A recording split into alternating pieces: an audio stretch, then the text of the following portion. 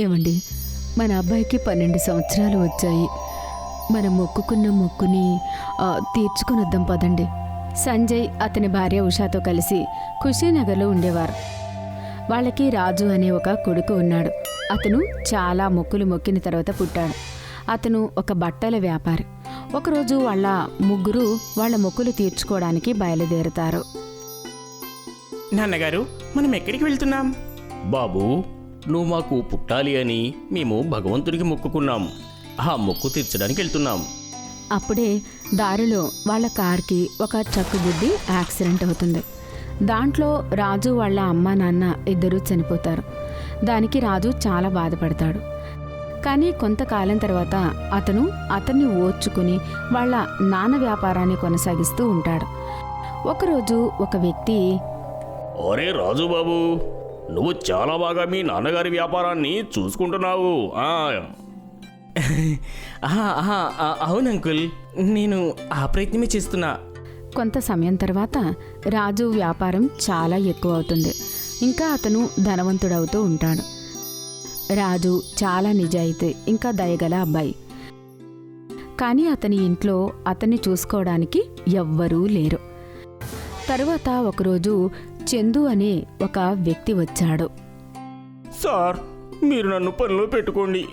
నేను మీ ఇంట్లో అన్ని పనులు చేస్తాను. నేను చాలా పేదవాణ్ణి. నాకు ఎక్కువ డబ్బు ఇవ్వాల్సిన అవసరం లేదు సార్. భోజనం పెట్టండి. రాజు అతని మాటలు విని అతని పరిస్థితిని చూసి అతనిపై జాలి కలుగుతుంది. ఇంకా అతను అతన్ని పనిలో పెట్టుకుంటాడు. సరే సరే, నువ్వు రేపటి నుంచి పనికి రా. చందు ఒక దొంగ. ఆ విషయం ఇప్పుడు రాజుకి తెలీదు. చందు కొన్ని నెలల వరకు చాలా బాగా ఇంటి పనులు చేసుకునేవాడు. చాలా నమ్మకంగా పనిచేసేవాడు. రాజు పూర్తి నమ్మకం సంపాదించిన తర్వాత ఒకరోజు, చందు, నేను బిజినెస్ పని మీద కొద్ది రోజులు బయటికి వెళ్తున్నాను. నువ్వు ఇంటిని జాగ్రత్తగా చూసుకో, సరేనా? ముఖ్యంగా డబుల్ లాకర్ని జాగ్రత్త. సార్, తప్పకుండా చూసుకుంటాను. రాజు వెళ్ళిపోతాడు. ఇక్కడ చందు ఏ రోజు కోసమైతే ఎదురు చూశాడో ఆ రోజు వచ్చేసింది. చందు రాజుకి తెలిసిన వాళ్ళ దగ్గర చాలా అప్పు తీసుకుంటాడు. ఇంకా సమయం చూసుకుని అన్నీ దొంగిలించి పారిపోతాడు. ఇంకా రాజు ఇంటికి తిరిగి వచ్చిన తర్వాత ఇదంతా చూసి చాలా కంగారు పడతాడు. అరే, నేను అంతా మోసపోయాను, అంతా నష్టపోయాను. ఇప్పుడు నేను ఏం చెయ్యాలి? ఎక్కడుండాలి? అది తెలుసుకుని అతనికి తెలిసిన వాళ్ళందరూ అతని డబ్బులు అడగడానికి వస్తారు. రాజు అతనికి జరిగిన విషయం అంతా వాళ్లకు చెప్తాడు. కానీ వాళ్ళు ఆ విషయం నమ్మరు. వాళ్ళు వాళ్ళ డబ్బులు ఇవ్వమని అడుగుతూనే ఉంటారు. ఇవన్నీ చూసి రాజు చాలా కంగారు పడతాడు. ఇంకా అతను అడవి వైపు వెళ్తుంటాడు. అయ్యో భగవంతుడా, ఇప్పుడు ఏం చేశారు మీరు? ఇప్పుడు నేను ఏం చేయాలి? ఎక్కడుండాలి? దారిలో అతను చూస్తాడు. ఒక వ్యక్తి చెట్టు కింద కూర్చుని చలికి వణుకుతూ ఉంటాడు.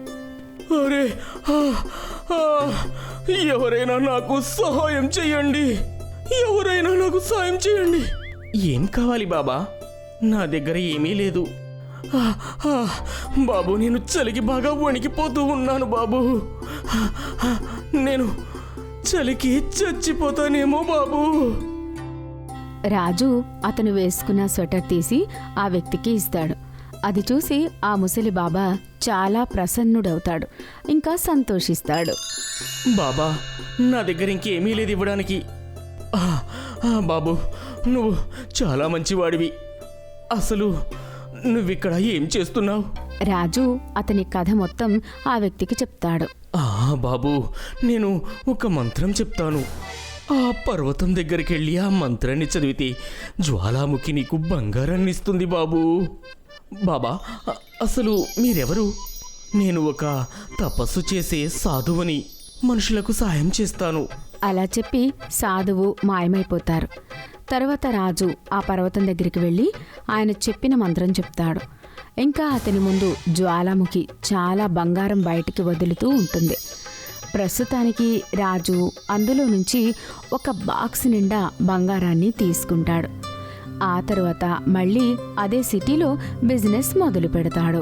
అరే ఓ రాజు, నువ్వు సిటీ వదిలి ఎక్కడికి వెళ్ళావు? ఆ తర్వాత రాజు వాళ్ళకి అతనికి జరిగిన విషయం అంతా చెప్తాడు. అతనికి బంగారం దొరకడం విషయం ఊరంతా వ్యాపిస్తుంది. ఈ విషయం చందుకి కూడా తెలుస్తుంది.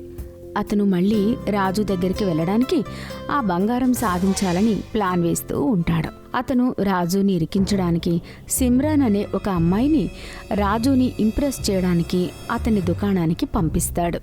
సార్, నాకు ఏదైనా పని ఇప్పించండి. నేను ఒక అనాథను. నాకు ఈ ప్రపంచంలో ఎవ్వరూ లేరు. రాజు వాళ్ళ అమ్మా నాన్నని గుర్తు చేసుకుంటాడు.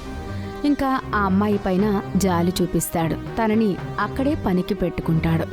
చాలా చాలా ధన్యవాదాలు సార్, మీరు నన్ను పనులు పెట్టుకున్నందుకు. కొన్ని నెలలు గడిచిపోతాయి. మళ్ళీ మెల్లిగా సిమ్రన్ రాజుని తన ప్రేమలో ఇరికిస్తుంది. ఆ తర్వాత అతన్ని పెళ్లి చేసుకుని అతని ప్రాపర్టీ అంతా దొంగిలిస్తుంది. తరువాత ఒకరోజు చందు అక్కడికి వస్తాడు. అరే వా సిమ్రాన్, నువ్వు చాలా మంచిగా పనిచేశావు. పదరాజు, మమ్మల్ని ఆ జ్వాలాముఖి దగ్గరికి తీసుకుని వెళ్ళు. కానీ నేను ఆ జ్వాలాముఖిని తెరిచే మంత్రాన్ని మర్చిపోయాను. నాకు అసలేమీ గుర్తులేదు. అది విని చందు ఇంకా సిమ్రన్కి చాలా కోపం వస్తుంది.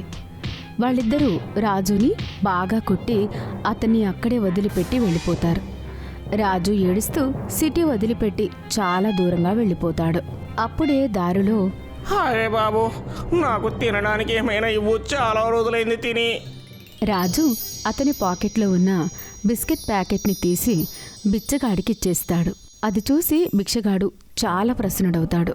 ఇదిగో, ఇది తీసుకొని, నా దగ్గర ఇది తప్ప ఏమీ లేదు. నాకు తెలుసు బాబు, నువ్వు ఉన్న సమస్యలన్నీ కూడా నాకు తెలుసు. ఇదిగో బాబు, ఈ పువ్వుని తీసుకో. నువ్వు పర్వతంపై ఉన్న ఆ జ్వాలాముఖికి పెట్టిది.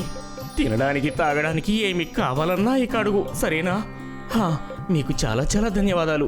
రాజు ఆ పర్వతం దగ్గరికి వెళ్ళి తిని తాగడానికి ఏదైనా కోరుకుంటాడు. ఆ తర్వాత అక్కడ చుట్టుపక్కల వాళ్ళందరికీ కూడా తినడానికి భోజనం ఇస్తాడు. మిగతా వాళ్ళందరూ అతని పనికి ప్రసన్నులవుతారు. తరువాత ఒకరోజు, నేనే పని చెయ్యకపోతే నా అవసరాలు ఎలా తీర్చుకోగలను?